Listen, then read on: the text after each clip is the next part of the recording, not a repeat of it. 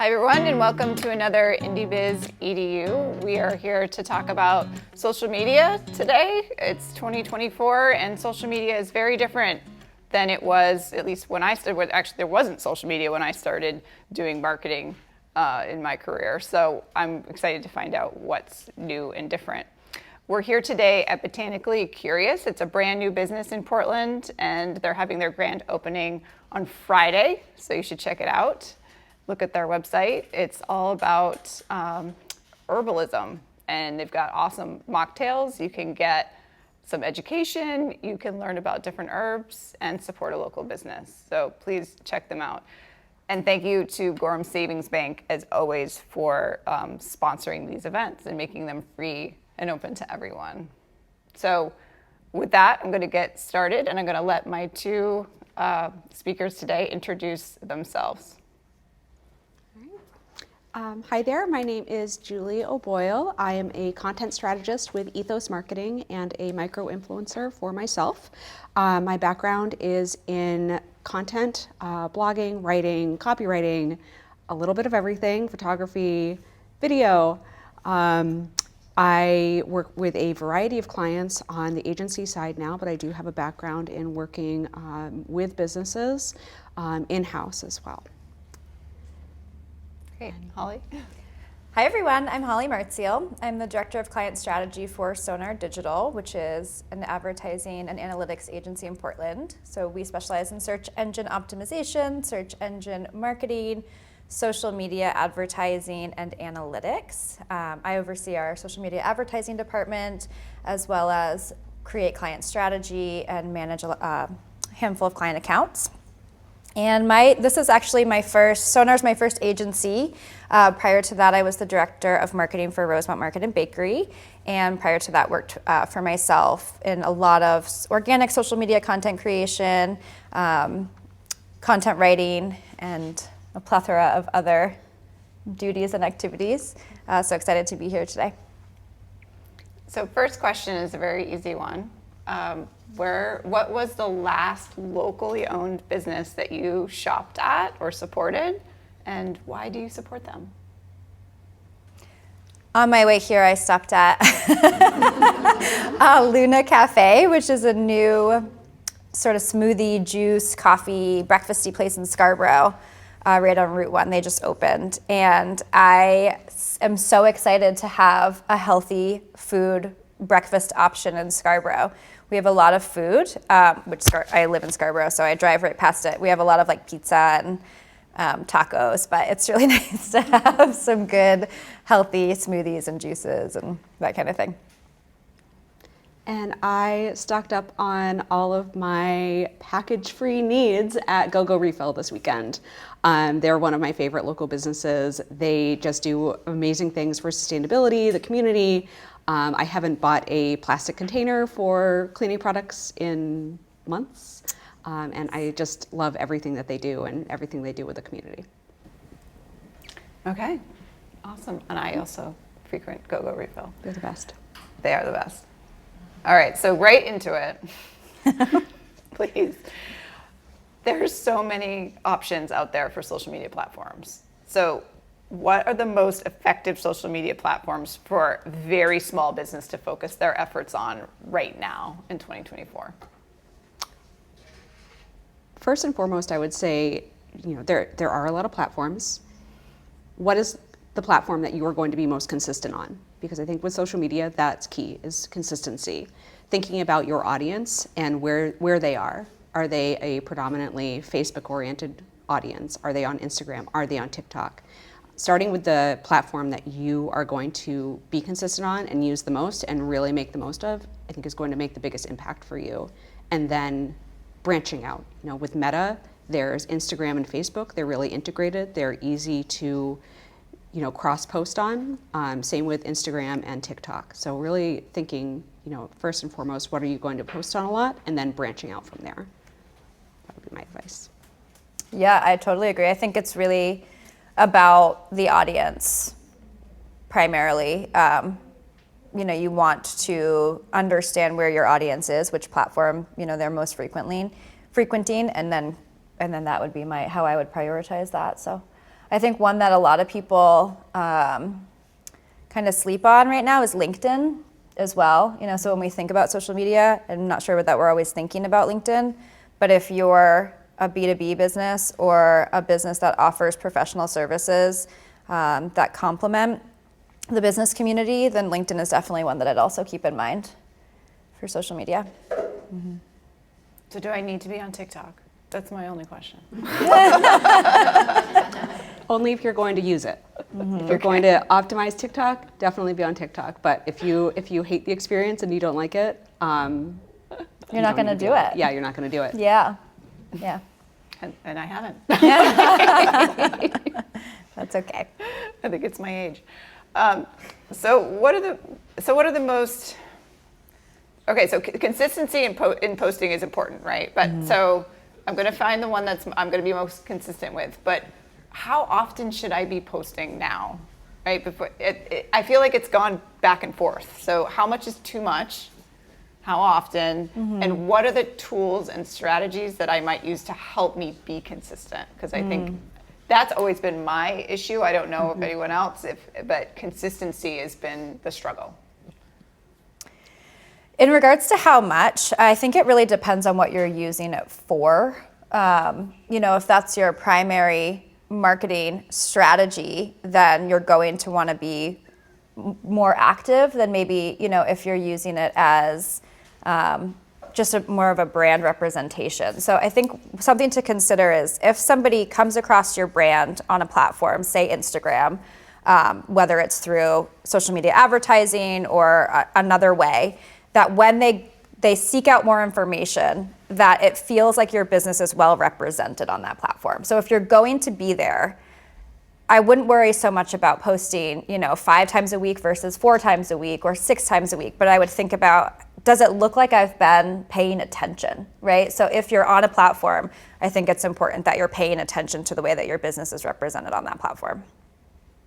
Absolutely, I agree with all of that. I think as a customer, when I go to, I'll use Instagram as an example because that's my personal bread and butter. I go to Instagram to find out a lot of information about businesses that I might want to find out more about, events that I want to find out about in town, and there's nothing more discouraging than going to someone's Instagram or, for that matter, Facebook page, Twitter, any of those, and finding that the last post was made 6 months to over a year ago. To me, that tells me that they're not paying attention to their customer, they're not paying attention in general. Because I feel like social media is so important these days. Generally, as advice when talking about posting cadence, how frequently to put up information, I generally give the idea of 3 times a week. That feels pretty digestible to me. Once you have your content strategy down, fairly easy to do. Is that on all platforms then, 3 times a week? 3 times a week for Instagram. I feel like it's fairly safe for Facebook as well. TikTok is another story. If you're posting on TikTok, that's a platform that really values high frequency posting. Okay. What about, what is it called now? X, not Twitter. Twitter and LinkedIn. I think those are still, like you mentioned LinkedIn, like they're still in play, I guess. Absolutely. So what about them? I think same. I kind of defer back to if you're going to be there, you need to show up. X is more conversational, so if you're involved in specific conversations on there, I think that will really kind of lean into your frequency.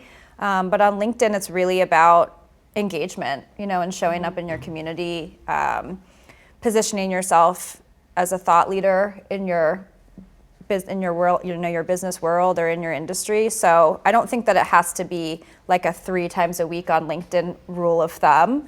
But again, if you're going to get on there and start to engage with people in your community, in your business community or in your industry, and then you ghost them, for 3 weeks, and then you try and jump back into the conversation, it's just not a consistent experience.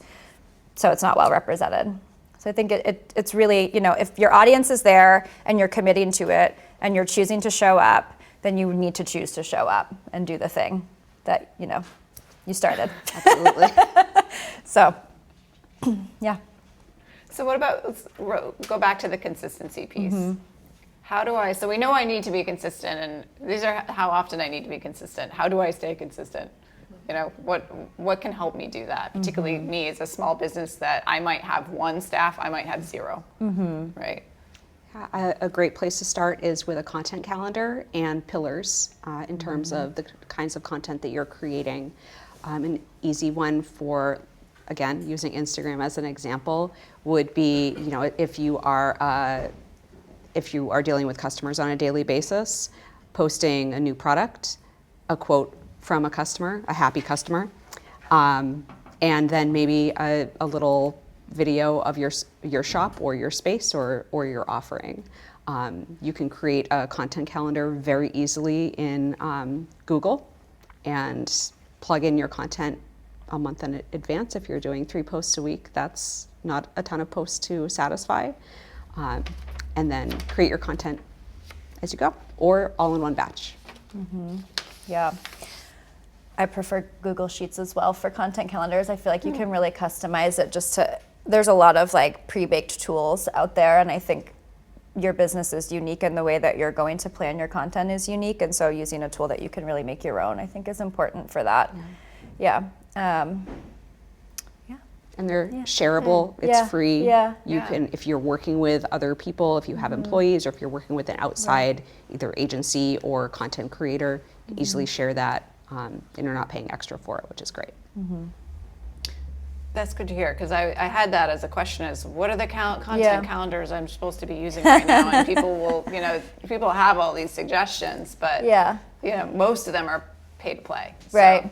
Yeah, I think the thing with content creation is knowing that you can repurpose content on a lot of these platforms. So if it's on multiple platforms, or if it's website content or a blog or email marketing, whatever it may be, there's places that or ways that you can reuse that content on social media as well. And so not thinking that you have to just create individual singular pieces of content for each platform, but using a calendar is helpful to be able to see, okay, I'm going to post a blog on Tuesday, I'm going to share it on Wednesday, I'm going to shoot it out in my newsletter on Thursday, and really get yourself organized in that way. And then you've got one piece of content that's hitting people in multiple channels in that regard. So the other thing I think is really important about a content calendar is so the pillars and organizing the content types, but also making sure that I'm going to harp on this today because I think it's really important that you're hitting your audiences. So as a business, you may serve a few different audience groups, right? And they may be on a couple different platforms, or they may be on a few different channels. And by channels, I mean, email is where, you get the most engagement, or social, or website traffic. And so making sure that you are speaking to all of your audiences consistently is a really important component of a content calendar. So, if you, for example, are really somebody that's like a big fan of Instagram and you really despise email marketing, chances are you're not going to hit everyone that's in your target audience, because not everyone in your target audience is going to be on Instagram. So using that tool to be able to map out, like, okay, I'm hitting, this audience segment here, this audience segment here, this audience segment here, and then you can look at it at like a month overview and make sure that you're not just speaking to one group of people on Instagram the entire month, because it's important to make sure that you're messaging to all of the people that your business represents. So sort of two parts to a content calendar: the content planning and then the audience planning. Definitely. And I would add, thinking about the age range that you're hitting as well. We have some clients where we are speaking to, I know we're going to be talking a little bit about analytics and looking at your data. But we have some clients where we know we are speaking to young parents on Instagram and then grandparents on Facebook. So thinking about how we're actually speaking to those people, where Instagram, we're hitting them with a reel. We're coming to them where they are, and then on Facebook, we're coming to them in a different way. So we're using different language, using different techniques there. All right, so let's switch to creating the content. So what are some cost-effective ways to create good content? Because it's so visual, right? Like, yes, you need the words, but like, how do I create really nice visual content to put on my social media platforms? Yeah. Well, we all have cameras in our pockets, and now you can be a videographer as well. The cheapest, easiest way to create content is to use what you already have, so your phone. You don't need a ton of fancy equipment. If you are feeling as though, no, let me start over. So you have your phone, you can create your content that way. There's also a ton of free apps available and websites that you can use to create really beautiful visual templates as well. We use Canva a lot at work. Canva is a free tool. There are a ton of templates available. You can, if you have brand colors, you can load in your brand colors, you can load in your fonts, you can create pre-made templates. So all you have to do is plug in the information and you've created a beautiful little quote or template or informational piece that you can put out on social. I love Canva. It's great. It's so great. Yeah. It's so great. And you can do a lot with the free version. Absolutely. Yeah. Another way to generate content cheaply, I think, is to lean into your user-generated content as well. So if you have customers that come into your beautiful local shop that are always taking pictures or filming or kind of doing the work for you, figuring out how to aggregate that, get permission to share, and use that as well. You touched on something really important, which is permission. As a content follower. Yes. As a content creator myself, there is nothing more frustrating than, I love to have my content seen by businesses. I love to have it shared, but I love that to start a conversation with the business. So if you see that you are having, even with people who aren't creators, if they're sharing pictures from your business and you want to share it, just reach out, send them a DM, ask them if it's okay to reshare it. Most people will be thrilled to have that be seen by a lot of other people. Talking about ways to sort of aggregate it, hashtags are great. If you can create a very simple, easily spelled out hashtag that people will, add to their stories, add to their pictures, you can go on there and easily find everything that's being created. Even if you see someone, in your business taking pictures, taking a little video, have a conversation with them. That's a great chance to connect with a customer and ask them if they'd be willing to share the video with you. So you touched on something that I've thought of, and I think we've talked about as the program committee that came up with this event, is creators and ambassador. I would call them, people that could be brand ambassadors. And how do you work with a creator? People that have the 20, 30, 50,000 followers. Like, how do you reach out to them? How do you are you paying them? What are they looking for? Great question. Yes. Well, it's a difficult question because everyone is different. Every creator is different, and you, depending on the amount of followers they have, they may work with brands differently. It can be as simple as just sending them a DM and saying that you love their work, you'd love for them to stop in sometime, or it can be as complicated as creating a campaign that you want to bring in a variety of influencers or creators in on, and creating contracts, etc. I would always say a contract is great to have for the creator as well as yourself, to have everything spelled out. But it just often starts with a DM or an email. Reaching them where they are. Yeah. Is a good way to connect, I think, first and foremost. Absolutely. Yeah, and making it personal, I would say. Yeah. Creators receive a lot of messages, and that includes spam. Scam. It's amazing how innovative scammers have become with creators as well. So we receive a lot of emails. It's hard to sort of parse them out when they're really personal and it's someone speaking to you. That not only lets them know that you are actually paying attention to what they're creating, but that you are a real person. And ensuring that the creators that you're reaching out to or you're seeking out are in alignment with your brand or business.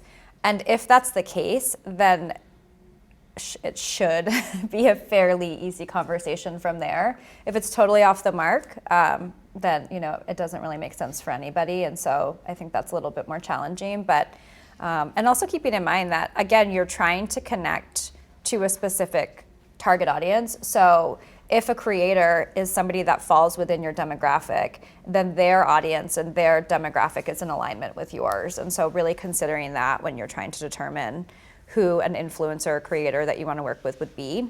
And it doesn't have to be like the hundreds of thousands of followers. I think that there's a lot of benefit in micro influencers, that are just really connected to the community that you're trying to reach, especially in Portland. There's a lot of creators in Portland that may not have a huge following, but they're very active, they do a great job, and they're definitely worth trying to engage with. And whether that's in, actual compensation or if it's in trade, I think there's many ways to engage with creators as long as you can be creative in your approach and straightforward and honest and transparent in what you're trying to achieve. Absolutely. Yeah. So don't be shy to just send somebody a DM if they have a lot of followers and tend to talk about things that might be relevant to your business. Yep. Then Yeah. don't be afraid to reach out. Yeah. Okay. Very good. So let's talk about video. So to creating good visual video content, again, we've got in our, just because I have a phone doesn't mean I'm going to take good video or be able to edit it. So what tips do you have to creating really good video content? Because I don't think we need to talk about why it's important. It's important. Yeah. So. Yeah, I would say that don't overthink it. It can be as simple as a little pan of your shop or your business. It doesn't have to be a long, narrated video, although you can certainly do that. But just, thinking very simply, what's the customer experience? Could you film the customer experience as you're walking into your business? Open the door, do a little pan of the shop or your business, and it can be that simple. Or you can get even more complicated, and there's a lot of, again, free or very inexpensive video editing apps, and you can start to dive into that world, which is very fun. But just starting simply. What are the best apps? I love Splice for editing my videos. I mean, you can do a lot natively in the apps. Instagram makes it very easy to edit your videos. TikTok makes it very easy to edit your videos. I prefer Splice because it keeps a record of that video, so I can go back in, re-edit it if I want, and create a whole new video out of what's already in there. A little bit of good light goes a long way too. Yes. So that's something important to note. If you're going to be like talking at your phone, just one of those $20 ring lights from Amazon is a great addition to it. And another thing I just wanted to call out, so when we're talking video, right, there's traditional, video, that's an actual video, or on apps like even on Canva, you can put together a string of photos. So if you feel like photos are, much more comfortable for you than video, then there's opportunity there to kind of put those together, and it will be considered video on social media platforms. So you're getting the same algorithmic support that a video would receive. But it's kind of, maybe a little bit more comfortable for some people to be able to do it through photography. Yeah, I mean, even there's probably a lot of different programs that will do that to be on Canva. I would imagine even I don't know if anyone uses PowerPoint anymore, but I know you used to be able to do it with PowerPoint, So just taking, and you can create a video really easily. Yeah. So we talked a little bit about hashtags. So I meant to click back on that because sometimes I hear that they're helpful and sometimes I hear they're not. Like, are they helpful? Where are they helpful? You used to see the long list of 30 hashtags. Yeah. What do I do now? Something relevant, Tell I me think. what to do.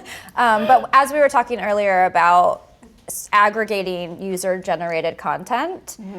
So basically what I mean is if, people are coming into your restaurant and taking photos of your food, highly likely that they'll tag your restaurant, but they're also able to use a hashtag. And if you set that hashtag for your business and say, make it really known that that's your hashtag, then you can follow the hashtag on social media and see all of the photos that land underneath that hashtag. So it's a good way as a business to be able to find photos that somebody has tagged you in, hashtagged you in. And that way you can then reach out and say, oh, I love this photo, can I use it? Or this video is great, can I use it? So I think as a business owner, it's important to define that for your business and keep it consistent and simple and easy to spell and all of those things so that you can then see kind of what falls underneath it. And chances are, if it's a common hashtag, there's going to be a ton of different pieces of content under it. So if it's your business, then it's wise to create, you can search a hashtag and see if other people use it and try and create a unique hashtag for you. Yeah, I agree with all of that. I would say it's unnecessary to use a huge list of hashtags. It used to be a way that people discovered one another. I think as Instagram, other platforms have grown, that's becoming less and less. It's becoming more of a way for the platforms to sort of sort your content. It's a good way to put it. Yeah, I would say don't overthink hashtags. There's not a certain number that you need to hit. I would say, fewer is actually better. And, on a platform like TikTok, that is going to let that app know, what pillar to sort of sort your content under. So it's more for the platform than it is for the actual users. Okay, so less is more. And just relevant. Keeping it relevant, keeping it, unique to your specific business. And making sure, I would say, if you are creating a hashtag for your business, making sure it's very easily spelled. You don't end up with a lot of misspelled. And not too long. Yeah, not too long. Make sure there aren't any hidden, when you put a few words together, make sure that they're all clean. That can always happen too. I've seen some out there that are a little dicey. You've been tagged. Some the ones where you can't see the image, you can't see suddenly. Sensitive content. You're blurred out. Content. AI, so content creation, right? Going back to content creation. I mean, show of hands, who's used ChatGPT or some other kind of, okay, yes.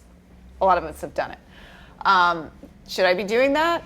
What are the tools to be doing that? What's the role of AI in social media content creation? For content creation, I'm sure Julie can speak to that component of it. Aside from copywriting, I haven't used it a ton for that, but I will say one tool that has been really beneficial for audience building is using AI to pull lists of relevant businesses to kind of put together if you're trying to build audiences, say on LinkedIn, rather than manually creating a list of every X business in this demographic region. You can use a tool like AI to create lists like that for you. So that's one that I think has been really helpful for our agency. Yeah, I think what AI is incredibly vast. So there's ChatGPT, there's the image generators, there's audience builders. We've had AI in our phones essentially for a very long time. When it comes to actual content creation, I think it can be a useful tool, but not a crutch. Yeah. So I do think people need to be very careful when using ChatGPT to write, to help them write articles. It can certainly be I'll use it occasionally if I'm writing a blog post. I'll use it as sort of a kickoff. Yeah. Because I personally will have a difficult time just sort of getting the first few sentences on the page. So I'll use it to help me sort of start to generate ideas. But you need to be very careful in terms of what information it's actually giving you, because it may be completely inaccurate. There are a lot of issues with plagiarism that come into play there as well. I'll also say that as of now, asking AI to write your content captions can be funny, but not helpful. It always needs the human touch component of it. I think is still really important, especially when it does come to blog writing, right? You have to edit that. You can't just be whoop. Yes, AI wrote it. And I mean, tell. Yeah, you can tell. Yeah. Google can tell too. I think and your customers can tell. Yeah. If it doesn't sound authentic, it probably isn't. And so there's a ton of use cases for it, but I hesitate a little bit. I think that's that's smart. Yeah. I think it's smart to think of it as a potential helpful tool, but not what is going to be taking over your social channels. As in terms of the actual image, video creation, thinking again of it as a spectrum where you can, Photoshop has the beta program now where you can use AI to help actually like fill in more of an image. It can be very helpful to create if you have an image that's not necessarily, I can't think of the word, ready for social media, if it's not large enough or if it's not the right orientation, you can throw that into Photoshop and AI can actually expand it for you. Again, you have to be, tuned in to what that image looks like because you may end up with some funky cabinets behind the person that's standing there. And we've used it on the client side to help show ideas as we're concepting, but that's not going to be the final end result. We're not going to give them AI because it's pulling in information from a variety of sources. You can ask it to create, you can ask it to create Mickey Mouse and it will create Mickey Mouse. And just because AI created it doesn't mean that you are not infringing on copyright. Right. So you have to be pretty careful with it. So I'm going to ask one more question, then we'll open it up to the audience. So we've been talking mostly about organic content, but sponsored content, ads, do these things even work anymore? Should I be boosting my posts on Facebook? Should I be doing Reels ads? Are people paying attention? Yes. Are they getting views? Yes. So we've talked a lot. We've talked a lot about the effort it takes to create good content this morning. If you want that content to be seen at large, it is vital to put dollars behind it. I definitely feel that the way that people can think about social media advertising has changed. People stay on platform a lot more than they used to. So it's important to be able to convert on platform. So if you're a shop that sells, that has a little e-commerce platform on your website and you sell products online and you're marketing those products on social media, the chances that somebody is going to leave Instagram and go to your website and make a purchase are far less than they used to be. So now people want to be able to make that purchase on the platform that they're on. So it's important to consider if you're making that possible for your customers. So if you're on Shopify, is your Shopify catalog integrated with your Meta platform? And then, so can people stay on Instagram and make a purchase? I think that's really important for success. But beyond that, social media advertising is an awareness play at this point. And it's one of, especially Meta, it's one of the least expensive advertising channels that you can be super targeted with your audience, right? So you can hit an exact audience that you deem as your target demographic for very low cost. And you can track the results of that. And so, I think we were going to talk a little bit about tracking. That has shifted as well. But for all intents and purposes, you can still track the results of your efforts. So I think if you're using it with a strategy behind it to spread brand awareness or for, in-platform, goals such as a purchase or an email or something along those lines, that it still is a very relevant advertising channel. And then I'll also just circle back to the content piece. If you're spending a ton of time and effort and money to create really solid organic content and you want it to be seen by the right customers, then sponsoring or putting dollars behind that content is imperative. Absolutely. And I think the budget doesn't have to be huge. You can start by throwing a few dollars behind your posts.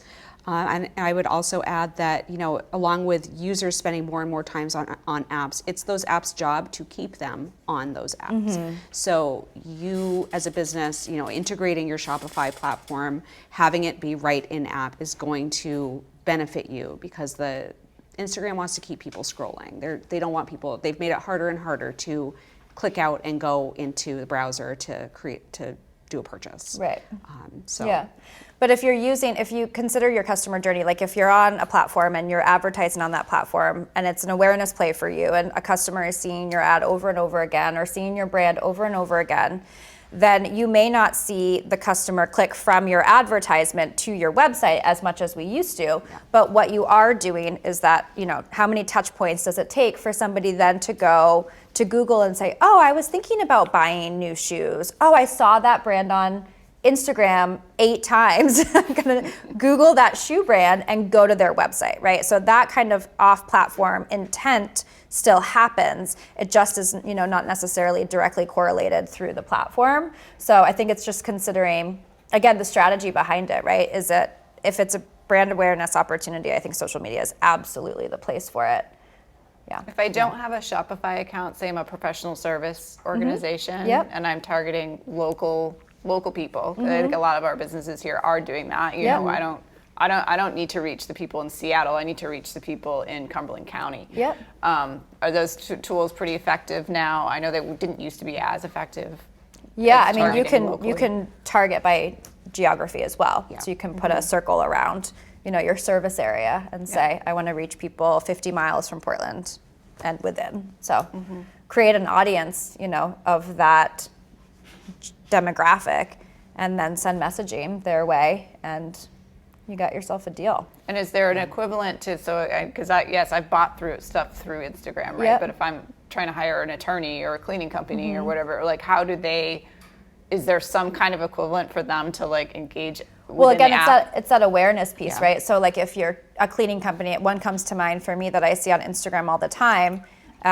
So if I see them, if I'm retaining that, if their advertising is effective, if they're targeting the right person, then when I think I'm going to hire a cleaning company and I'm going to go on Google and I'm going to try and find that one that I saw on Instagram because I liked their messaging, I liked their brand, they're showing up. And so it's that retention of brand that you're getting on social media. And it's really cost effective to be able to get there as a brand. It's not a huge buy-in to be able to have a general awareness campaign on one of these platforms.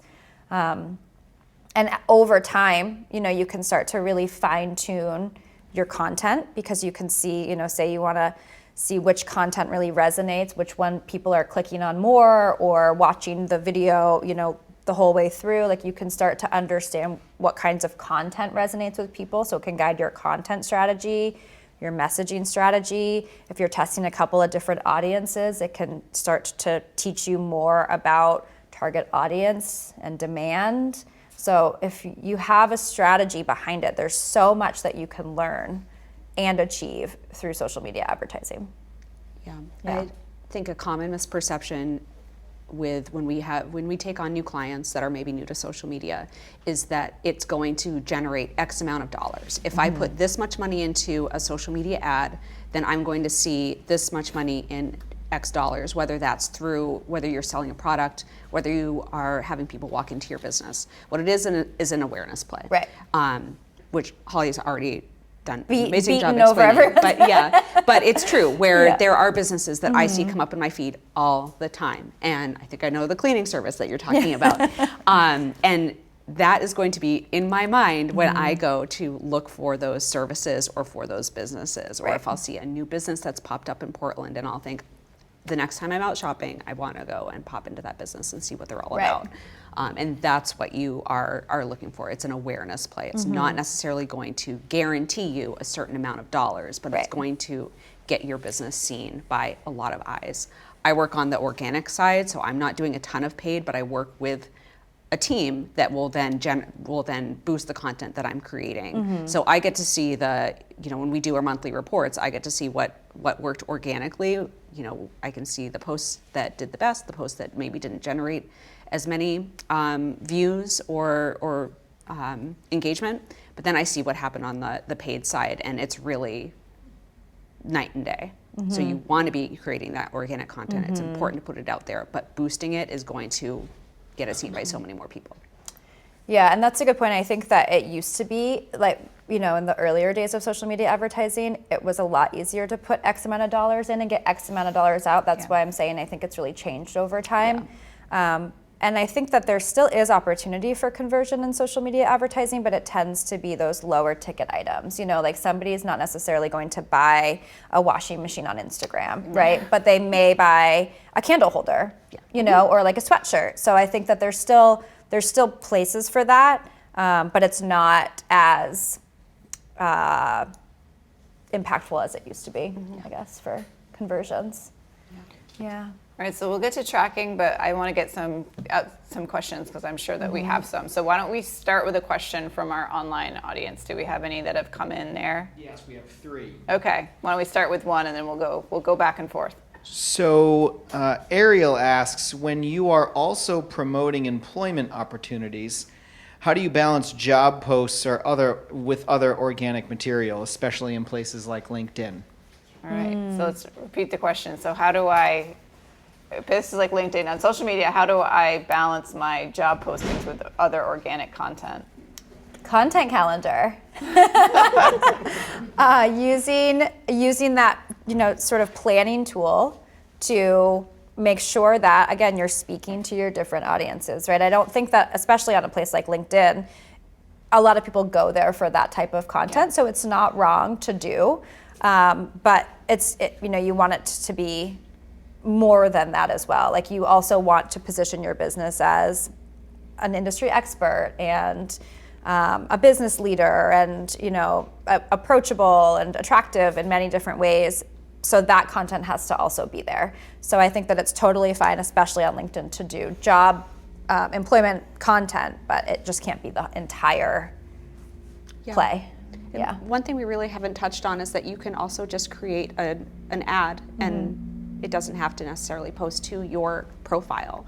So we work with a lot of hiring campaigns or businesses that are running hiring campaigns that are running story ads. So you can run your hiring campaign as a story ad and it's not necessarily posting to your profile. So thinking about it that way as well. Where do you want to hit them? Do you want to hit them on the feed? Do you want to hit them in Instagram stories or on Facebook? Thinking about where you want to run that as well. Right. And some content like benefits, company benefits would be if they're different or unique or exceptional, that's great organic content. And then you've got your hiring ad. And so then you can see how the two play together, right? Like the intersection between organic and paid is really important. So if you were to say, I'm going to just do a piece about all of the awesome things that our business does for our employees, and then I'm going to run this hiring ad. So when somebody sees the ad and they click over to the business profile, they'll see that content and then it becomes really attractive. Absolutely. Question in the audience here? Wait to get to Mike.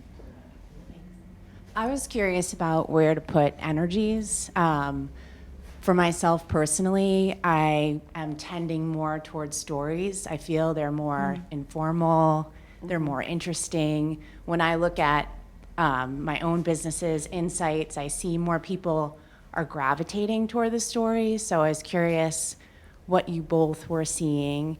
And I'm sure consistency is also key here, and that's where I try to move. But I feel like there's a trend towards stories more than in your feed. And what I see more that's interesting are those stories. Curious what you have to say about that. Yeah. I love stories. I look for, when I'm looking at businesses, I always see if they have any stories up because I like seeing it. It's a great way to show your day-to-day and little snippets. I'd say if you are using stories as your sort of main, you can certainly use stories as your main point of contact or your main point of content. I would think about how you could even use the information that you're putting up in stories as permanent content on your feed. So Instagram allows you to create reels now out of stories. You could easily do that. Can you save your stories as highlights? So if there's something about new products, maybe you can create a new product highlight. But thinking about how you can give those stories extra legs. So I think that there's definite value in them.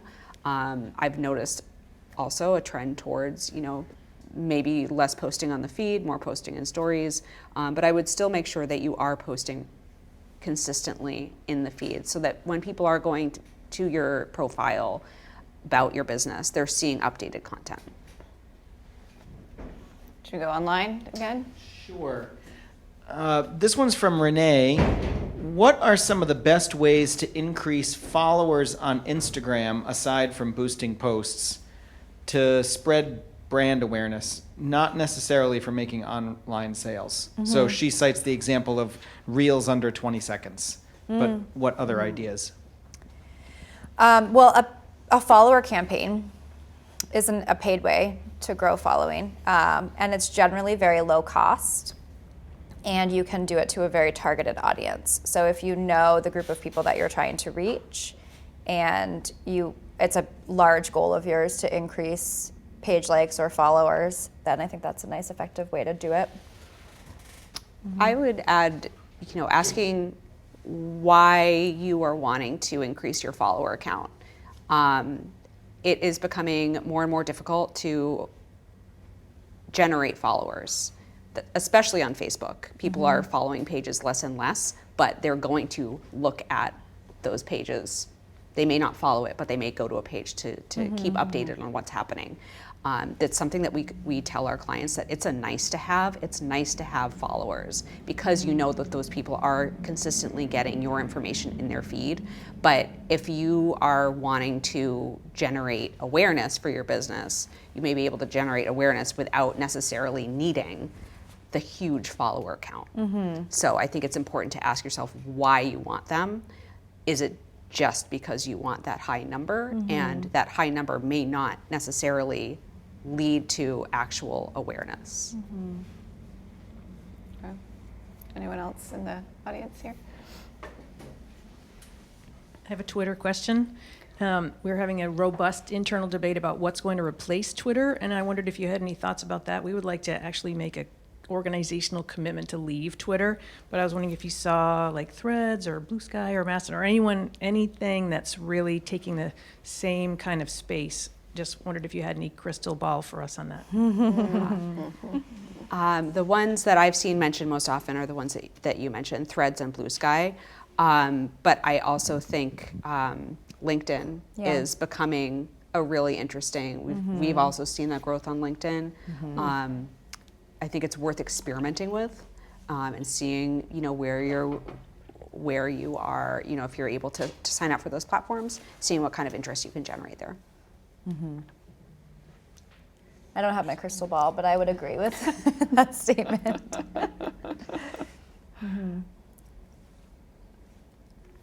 Next. So from Ariel, she's asking, for TikTok, how do you keep your content fresh and relevant?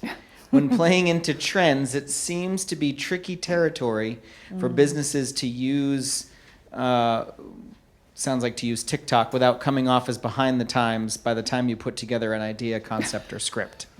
That is definitely a struggle that we've had with clients as well. I think working in an agency, there's a lot of steps that you have to go through to actually get the content created, as opposed to being either working in-house or owning your own business, or being a creator where you can just, create a video like that and not have to go through a lot of approvals. So looking at it takes a little bit of maybe research or just paying attention and seeing, the trends that are maybe a little bit more evergreen. There are ones that, have stuck around for a little while. And if you're able to sort of jump on those, or just, if there's a trend that's come around and you're able to create a really great TikTok, jump on it, create it, throw it out there. Right. I create stuff, and then by the time I go back to actually post it, the trending audio is no longer trending. I'm like, damn. Actually, that's a really good point, though. Thinking about it doesn't necessarily have to be a super trending audio or a super trending trend for you to benefit from it. Sometimes jumping on a newer audio, an audio that you think that you can create something really great, you may actually be able to capture a more concentrated audience, because you're not fighting with 1 million other videos. Yep. Okay.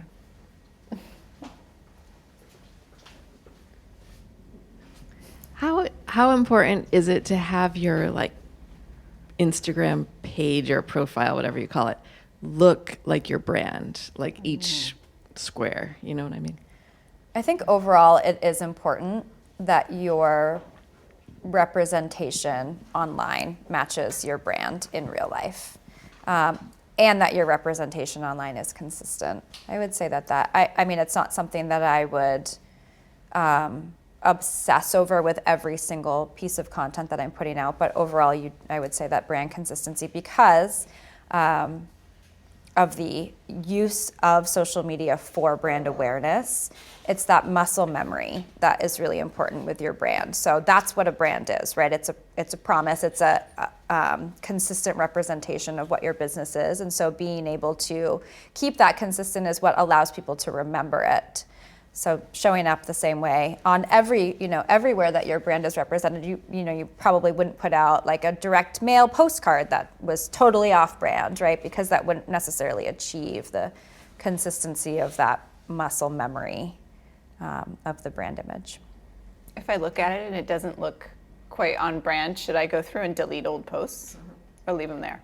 I would leave them Okay. and then make the commitment to moving forward using your specific brand colors, your specific fonts, because it is going to create a really harmonious experience. I think that there's less of a focus on creating a like perfully curated feed as there used to be, where people were putting out very specific images in the pattern, Right. yeah, making them all look the same. But Yeah. going on to it's it's an experience. It's like walking into a shop and getting to experience what that shop is all about. Yeah. It's what kind of customer experience are you creating for your for people that are going on your profiles. So Brianna asks, any advice on healthcare marketing with social media, staff and patient recruitment? Yes. Again, I think you need to go where your audiences are. So if it's, for example, patient recruitment, you're probably looking at more of like the Meta side of it. But if it's staff recruitment, then the LinkedIn opportunities, right? So really thinking about where those people are living and showing up there with messaging and advertising to target them as well. And still, it kind of, all of that we've talked about today still rings true. Like it's the awareness play, and then the content to support it. So I think it's really any industry.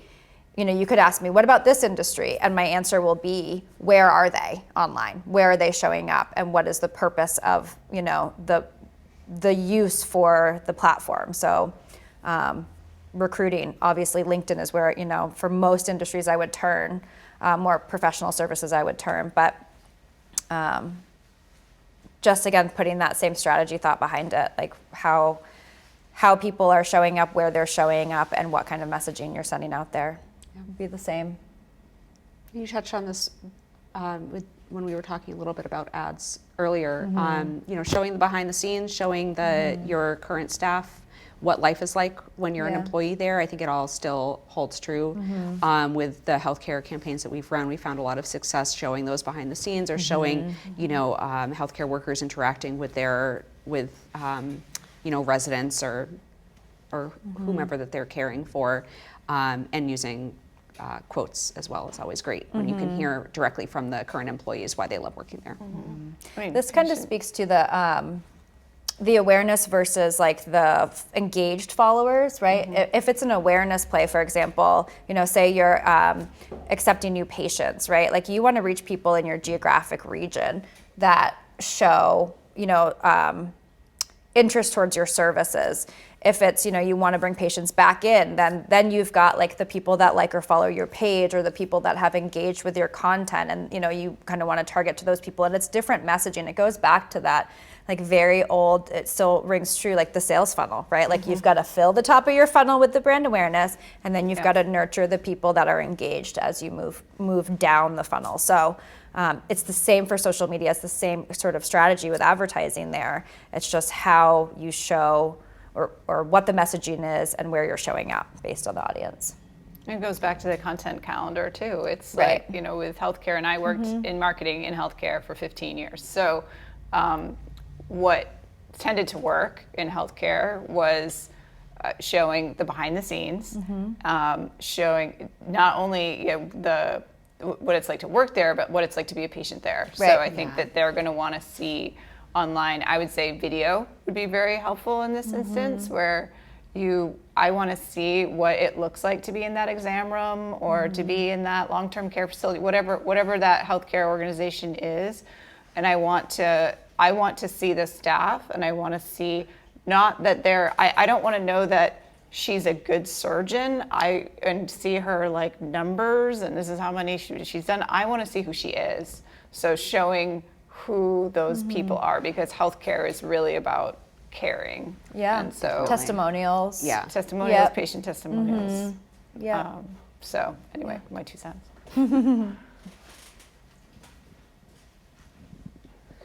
You guys spoke to the free options for content management. Say somebody wanted to be managed by a paid platform and, be told how to manage their social media. What would a good option be for someone who just needs help but isn't going to go towards, a hired helper? Like a Hootsuite or Oh, yeah. what's happening now with that? Yeah, I think that Hootsuite is a good one. It definitely has its place. I think it also depends on the platform and what you're using it for to really give a good answer here. I know some businesses will use like listening tools so that you can sort of keep an eye on when people are talking about your business and then respond and engage with that content or your hashtag or whatever it may be. So I think it depends really, but if you're just looking for something to like schedule and post, Hootsuite's great. There are a few others like that as well that I think are good just for the organizational thing. Yeah, I would just poke around and see Yeah. which one resonates most with you. They all have, sort of, I would say pluses and minuses. So explore Hootsuite, explore Later. There's a lot of other ones out there, and just see which one you feel is, user friendly for you and your capabilities, and what's going to offer you the most integration. I think we had another question. question. Britt, yeah. Earlier on, you talked about knowing which platform your customers would most likely be on and one that you would be comfortable being active on. How, if you were a completely new venture, new social media, how would you determine which platform would be the best to begin with? I think you'd have to do your research. Honestly, I think that there's a lot of information out there about where people, which platforms align with demographics. I think you'd be surprised. I know that I just read the other day that the audience on TikTok is skewing a little bit older than what I think some people would think, who's showing up on that platform. Some of them are more intuitive, such as LinkedIn. That's definitely like the business world, and I think that one's sort of a pretty well known to be such.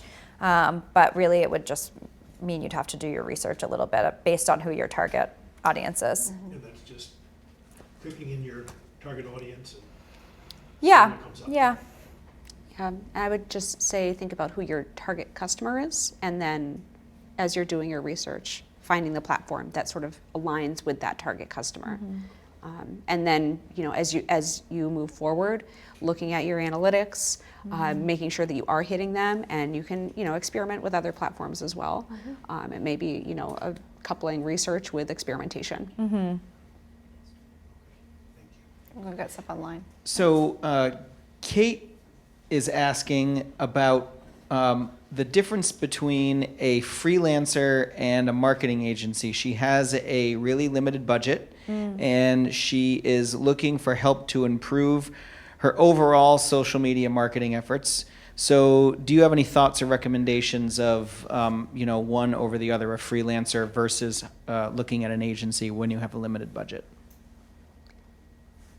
I would think about what your goals are. If you have a limited budget, a freelancer is a great place to start. And that may be a way to scale your business, scale your social media efforts, and you may find yourself eventually needing a full service agency. Agencies are full service, so you get, depending on what you need, you can do email marketing, you can have them help you run campaigns, help you on the digital side. It's a variety of offerings. But yeah, freelance is a great place to start. Yeah. Yeah. Yeah. Okay. Yeah, it's time. Do we have any other questions online? No, online. Okay. Great. Any other questions here? Yeah, go ahead. Can you describe what a pillar is? Oh, yeah. What is a pillar? Yep. Yeah. A pillar is essentially a theme. So we say pillar, we say content bucket, but a pillar is basically it's just a theme. So it could be a quote. Every week you post a quote, or you talk about, it's maybe a section of your business that you're discussing. If you offer a lot of events, for example, events would be a pillar that you would want to market. But I think the point of that would be for, a content planning scope that you're not just talking about events all the time, because people are going to get a little bit tired of hearing, about your next event. So they also want to hear about, your services and about your customers and about, the rest of your business as well. So kind of bucketing those into different. Yeah. And you can create your audiences. So really, it's like I think of more on the communication side because that's where I came from. But it's who are your audiences, right? List them all out, and then how do you reach them? What platform, right? Okay, so this audience I'm going to reach through Instagram. This audience I can reach through TikTok and Instagram, whatever that is. And then under that, it's what are the pillars or the activities or whatever you want to call it that I should be talking about. So it's a funnel, really. It's audience, it's then how you find them, so the vehicle, right? How I get it to them, and then what are the messages that I'm getting out to them, and the message might be an event, the message might be I have a new, it might be patient testimonials, it might be whatever. And so see it as this like cascade kind of, and so and it'll be different depending on what that top audience is. So if you segment your audiences to, let's say, decades or age groups, then you might have several different pillars per group. Yeah, if you're we're artists and we're just trying to figure out, we target people from 10 to 100 years old. So I would say that we're talking about segmenting into different age groups. Yeah. Generally your pillars for your business are your pillars for your business. If you think of like your core offerings, those are your pillars, right? So that doesn't necessarily skew based on your audience. I mean, that's what you do. Your audiences will change and the ways that you reach them will change. But what your core business offerings are the same, and that you can kind of bucket and pillar, however we want to term it. But yeah, it's a really helpful planning tool when you're talking about it in the sense of planning your content, because all right, I talk about these 5 things every month. All you have to do is just plug in the content for those things. So for one of the businesses that I work with, they're a maple syrup producer. We do a recipe every month. We talk about sustainability. We talk about the history of the farm. And there's maybe a little bit of a wild card in there, but it'll usually be another recipe. I know that when I'm doing their content, all I have to do is satisfy those, and it just helps with planning. Can create everything ahead of time. All right, let's do one more. Yeah, we have one more online. Kathy's asking, we've had a hard time finding a good solution to supplement our organic in-house social media with outside professionals who can help with digital marketing that expresses the brand voice. How should we gauge expectations on expressing our brand voice? What's the best way to identify someone or an agency who can do that? that's a great question. Defining your brand voice first.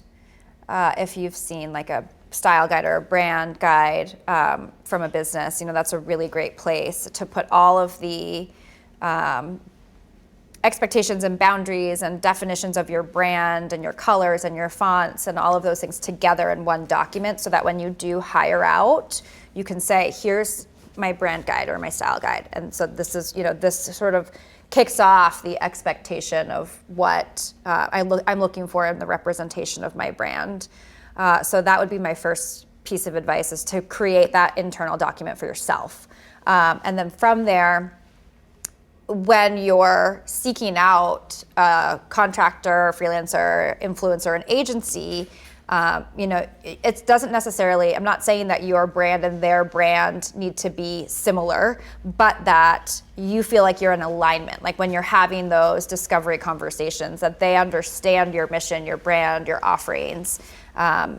Because I think the first part of success there is somebody that's really willing to understand the business and really get in the trenches with you and understand what it is that you are doing and what you're trying to achieve. So creating the document that defines the expectations for the brand itself, and then having those sort of exploratory conversations just to kind of feel it out, make sure that it's a good fit. Yeah, and I would just keep the conversation open and know that it's a conversation too. You may have someone writing your captions for you, or writing blog posts, and coming from a world of editing a lot of content, knowing what actually needs editing, what is satisfying the brand voice versus what you have in your head for actually, no, I want it to say this. You have to sort of make that separation.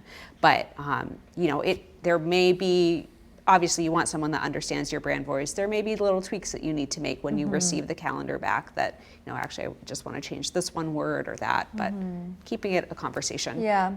Consistent meetings, I think, is really important too, like setting, okay, every 2 weeks or every month, we're going to have a connection, we're going to go through content, we're going to talk about what's working, what's not, just to keep you both accountable in that regard. And we've hired, various companies I've worked with have hired a lot of agencies and fired a lot of agencies. And part of the reason is because they don't get the brand voice. But I would say that some of that is often your fault as the client, because you're not having consistent meetings and you're expecting too much of someone that hasn't lived your brand, particularly as a small business. We live and breathe our small business. Like, we know everything about our business, and it's a lot of it, it's another child. And so we're very protective of it. So you need to understand that these people, they didn't birth this child, right? Like, you need to bring them in and make sure that they understand. So don't just automatically go, well, they don't get my brand voice. Well, did you give them enough time? That's all. Yeah, you don't know what you don't know. So having those conversations is important. So we're at time. Feel free to hang around and ask us questions after, for those of you in the room. For those of you not in the room, feel free to send a message to info@portlandbylocal.org. And happy to try to answer your questions there. We're thinking about doing another follow-up social media session in June. So if you have ideas as to things that were covered today that you'd like to click deeper on and go deeper on, let me know at info@portlandbylocal.org, so that because we'll start planning that event very soon. And I also just wanted to make sure that everybody knows, online and in person, that Portland by Local is changing our model. If you've seen our newsletter this week, you probably saw that. We've now gone free. All of our events have been free for the last year. They will continue to be free. And our directory listings, the same membership that people were paying for before, is now free. So please put your information on our website. We will start promoting that directory more. We are going to be redoing it and have a much, much nicer directory in the future. Get in now so that we have your information. We want you involved, and we hope that providing this free level will be able to support even our smallest of businesses, our artists and others, that another membership fee just isn't feasible for you. So that's all, and thank you for joining us, and we will see you next time, and thank you very much. And thank you to Gorham Savings Bank again for sponsoring. So we'll see you next in June.